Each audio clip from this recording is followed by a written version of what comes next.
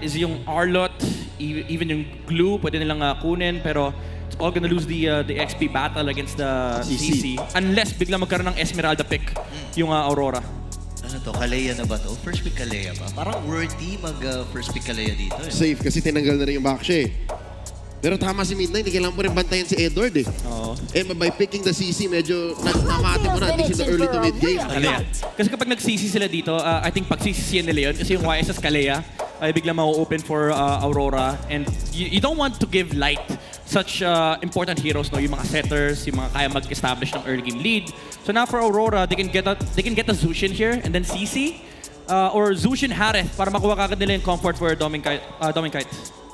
Ayaw nga, no? Kasi isa yung Harit sa mga pinag-aagawan ng mga gold laners. Remember, itong si Shizu last season, isa to sa mga nagbigay ng, sabihin natin, nagpakitang gilas no, gamit yung isang Harit, di ba? Yeah.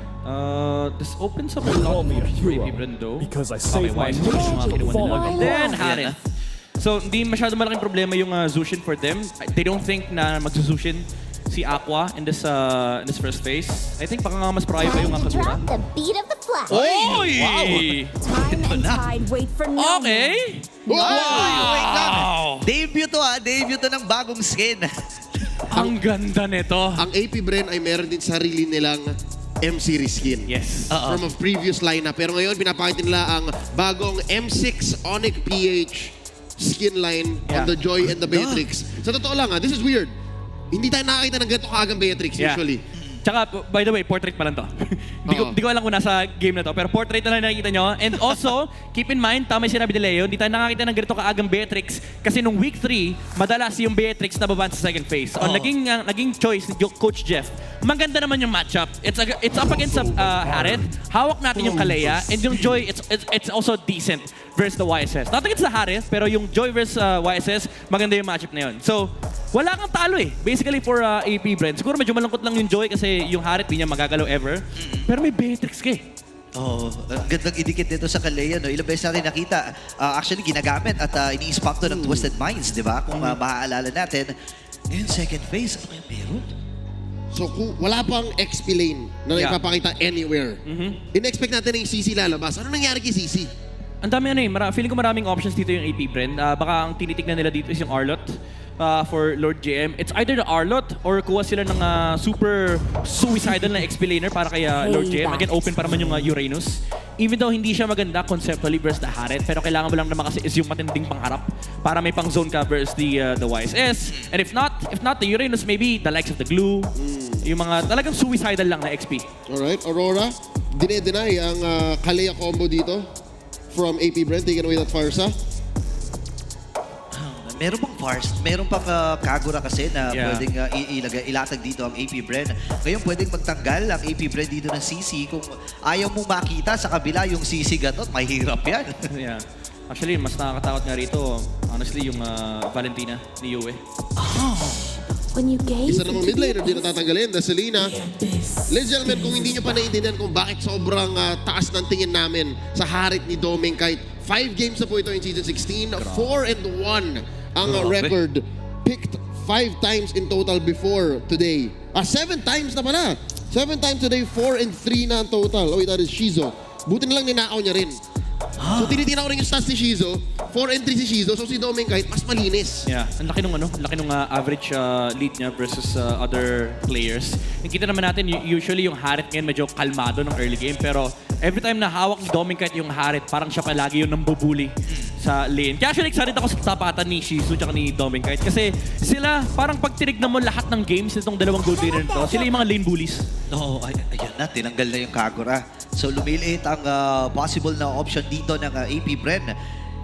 Sa second phase naman, first pick ang Aurora dito. So it's either kumuha na sila ng mid or kumuha rin sila ng ipapartner na dito sa isang Gatot Kacha. Kung gusto nilang i-reveal kung ano yung magiging position nito. Yeah, pwede lang gawin sa Red 4, kunin nila yung CC.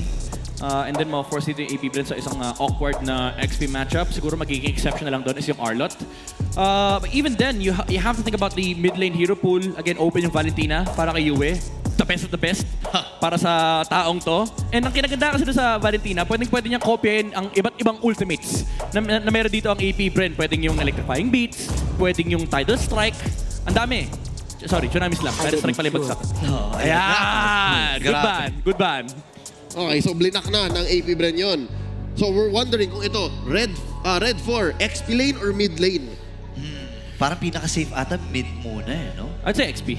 XP? Either ko rin nila yung Arlott or CC. Tapos, kasi may flex tong Aurora eh. Pwede sila mag-Faramis.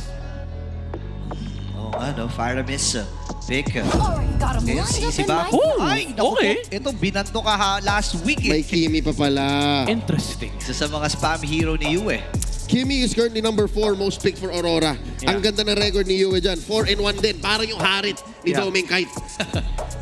For AP Bren, even though medyo wala sa hulog at wala sa meta itong hero na to, but I think Hilda just makes sense.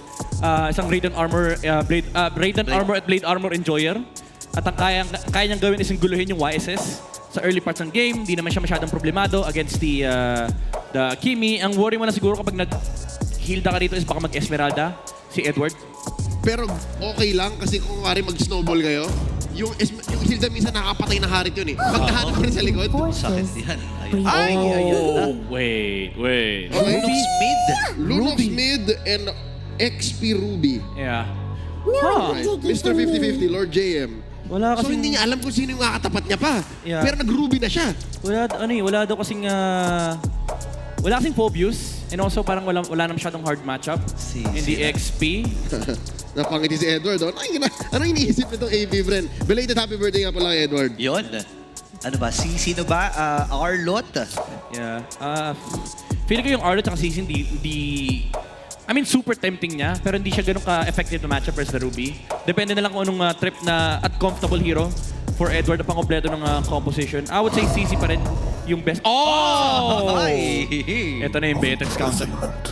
Wow, Therese Lapec. Again, nakakita na tayo niyan last week. If I'm not mistaken, sa Omega ata yun or sa EP Bren. Pero ang gusto ko lang sabihin, maganda to pang-abot sa likod, no? And hirap desisyonan kung paano magsisimula itong early game na to. O problemahin niya lang yung Lunox kapag may items na.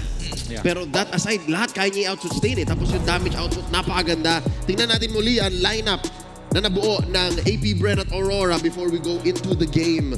Numbers-wise, parang AP Bren mas solid, mas overall. Kasi ang dami yata nagbago nung Therese lang yung napili dito. Yeah. Sobrang daming specific matchup na naipanalo ng AP Bren. But in terms of the overall composition, I feel like Aurora could get away with an early game lead dahil doon sa Teresla pick. And tulad ng, again, sa history ng Aurora sa S16, sila lagi ang panalo ng early game. So this might be the case again versus AP Bren. Yeah, sobrang importante ng early game dito. Sobrang importante ng unang pagong. And mostly na nakikita natin, pag nakakuha yung unang pagong, sila na kagad yung nakakakuha at nakakapagdomina ng papunta sa late game. So aabangan natin itong laban na to. Tingnan natin ang unang rotations dito. Game 1 between AP Bren and Aurora. Siyempre bilang Kimi, you'll make the most of your early advantage. Tingnan mo ito, binibigyan agad. So yun, sakit. Kalahati agad yung buhay ni X-Nova dito habang si Aqua isa asaluhin. Pero napakasakit pa rin talaga ng mga normal hits. Dito ni Yue, dito malakas si Yue, yung mga nambuhuling hero eh. Yeah. Ang lamang kasi nung Kimi and Gatot versus this duo mid of AP Bren is, may pang fast kill dito si Aqua, may pang sustain si X-Nova. Actually, dalawa sila may pang sustain. Pero medyo minion dependent sila. Si Kimi, pag na-clear niya, basta makuha niya yung charge nung kanyang passive, minsan kahit hindi niya banatan yung minion wave, basta hero lang ibabanatan niya, hindi siya minion wave dependent. And ayan na, wait lang si Domeng Kite kagad. May mabuburuan pero sumama na si Demon Kite. Ito na ang Kite Brothers. Hinahabol si Jisoo, tinamaan ng pana. Pero Flicker ay na-force. Magandang info ito para sa Aurora. AP Bren, minemaintain pa rin yung lane. Alam niyang hindi rin pwede mag-forward masyado si Domeng Kite. Tingnan natin yung first items built. Mukhang aggressive ang build ni Edward. Yeah, Tama ba? Power axe ba to? Raraki siya Warax. I think he wants to fight both Lord JM and X-Nova. Wait lang ha, ayan na. Si Light, nagamit na rin kagad yung Divine na Lights niya! And first blood ay nakuha na kagad dito ng Aurora. James Pang kagad ang kanilang jungler na maalam. At nakadalawa na kagad ng Smiling Demon. Mas madali yung pag-activate ng CC ng Aurora, their crowd control. Sobrang puro, sobrang dali, di na-expect ni James Banks. Yeah, that's too deep, honestly, for AP Bren. Medyo greedy yung naging attempt nila. And napanish sila dito ng Aurora sobra-sobra. This is gonna allow Demon Knight to just snowball off of this kill na nakuha nila. Hirap na ito pero ngayon papasok na rin ang buong kupunan ng Aurora. Nabigyan for the second time. Itong si James Banks, medyo kailangan mag-iwas at maglubay dito ng AP Bren. Pero dito si Lord JM, natry lang ata niyang mag-steal. Pero may retribution pa rin si Demon kahit masisecure yun ng Aurora. Very greedy attempts again from AP Bren. Alam nila nalugi sila doon sa skirmish may top lane and they tried contesting the turtle from Aurora. And ang ganda nung naging choice ni Demon Kite. Binitawan nila yung pagong, nag-focus sila pati si James Banks. This is what you do. And ito yung snowball na lagi natin binabanggit kapag yung YSS ay nakakakuha ng early game momentum. Basically, kaya niyang bitawan lahat. Kasi kapag meron siyang Mountain Shocker, isang stun lang naman yung kailangan niya and kaya nilang humarap ng pick-off. At ang kop sa nabanggit mo kanina Midnight, Demon Knight being one of the more selfish kinds of junglers. Yes. Sundan nyo rin yung gagawin ko. Maniwala kayo sa passing ko, sa magiging rotation natin. Everything else will follow. Currently, Aurora, ahead ng 1,500 gold. Ang laki niya na sa totoo in the early game, Shizu. Okay. Down to 1/3, Nova. Wait lang, sasama rin si X-Nova. Poprotektahan niya itong si Shizu. Kanina pa natin nakikita na umuuwi at umiiwas na rin sa gulong itong si Shizu. May kalamangan ng bahagya si Doming Kite. Ngayon naman, maaagaw pa sila ng green camps. Nakuha ba? Parang naagaw ata ng Aurora, ha? Yeah, ako ni Demon Kite. No.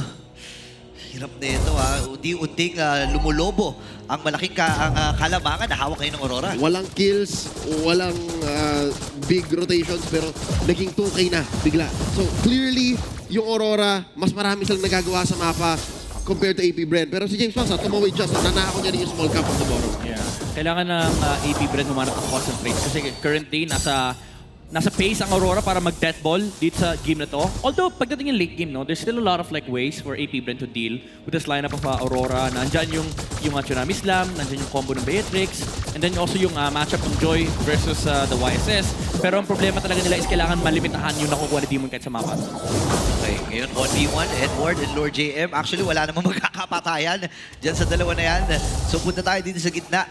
Pero parang pwesto na ata ang Aurora sa ikalawang pagong ng laban. Light, binibigyan lang dito ng space ang Aurora, man-to-man defense laban kay Nova. Alam mo nila nandito si Aqua, naka-check sa may Y-brush, okay, nagpakita na rin. 5v5. AP Bren medyo kahit na sabihin natin dehado sila, lumalaban. Yeah. Ganyan yung diskarte ng Aurora ngayon. Hatak malala, tapos di papakita yung jungler. Kapag lumapit yung AP Bren, pwede sila mag-turn, ha? Wait lang, turn ata ang magiging call. X-Nova, sino babalibag? Nagamit na rin yung Venus Range yun. Si Edward na pa-flicker na, pasok din sila. Tapos sa guardian din gamit, pero walang tinamaan. Kailangan maglayuan dito ng AP Bren.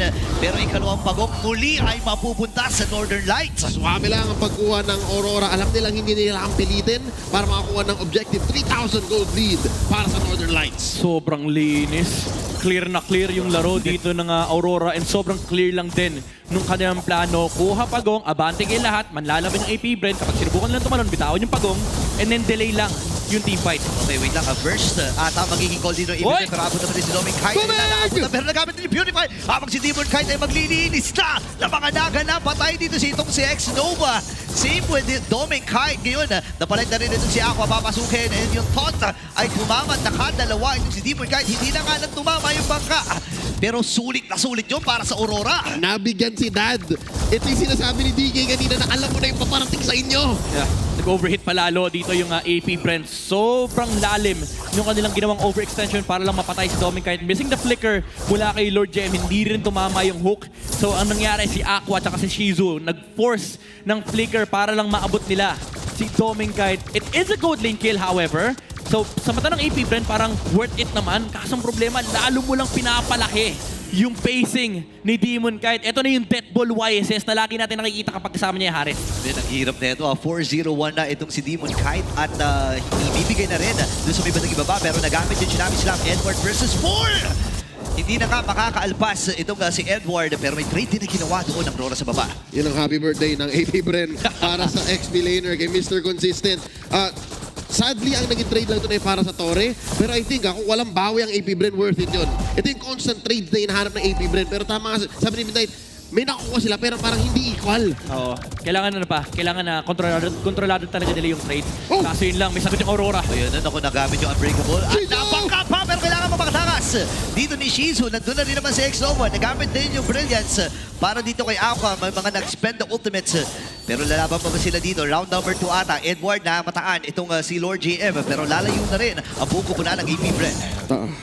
Turtle for Aurora. Pwede nilang bitawan to in any moment's notice. Pag lumapit si James Fox, yun lang, may vision pa. Mountain Shocker, alam ng Aurora kung nasaan lahat ng miyembro ng AP Bren. Malinis, all 3 turtles, 100% para sa Aurora. And okay, binitawan nila si Shido, kala nila na pauwi nila, pero makapush mo sa top.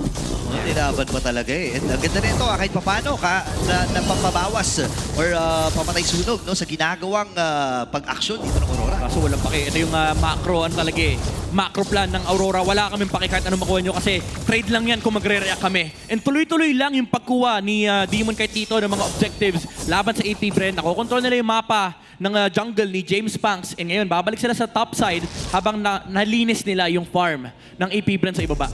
Mistulang chess ang laro ng Aurora sa game na ito because yes, may ibibigay sila or may open sila sa mapa pero parang may next step pa pala nakaabang. Yeah. Tier 1 sa taas para sa pagnakap sa orange sa baba. Oo. Tapos yung gitna, maggagalawan din agad nila. So Aurora, 2 steps ahead. Ito yung ito yung importante sa laro ng Aurora, yung hindi sila napapareact sa ginagawa ng kalaban kasi may trajectory yung laro nila. Alam nilang pwede nilang kunin to kapag gumawa ng ibang galaw yung kalaban nila, lalo lang na-free up yung kanilang current objective. So for example, gusto nila i-push yung Torre sa baba. Yung Beatrix nagpakita sa taas, mas malinis yung take ng Aurora na mas madali kunin to. Yung Beatrix, hayaan nyo yan, balas sa buhay niya. Pero ito yung tanong, hanggang kailan pwede maging silent si Shizo? Kasi at some point, di ba magkaka-power spike din yan? Kailan ine-expect ng Aurora na, guys, kailangan natin pansinin yun, hindi na tayo pwedeng tayo lang yung gumagalaw? Feeling ko, kailangan nilang pansinin yan kapag umabot na tayo sa mga first, second Lord moment. Kasi yun na yung, window na kung saan kaya mang-burst ni Shizu ng mga heroes, lalo kapag tinamaan ng Tsunami Slam. Even actually si Light ay susceptible target. Pero currently kasi, ang laki ng lamang ng Aurora to the point na kahit mamatay si Light, parang okay lang eh.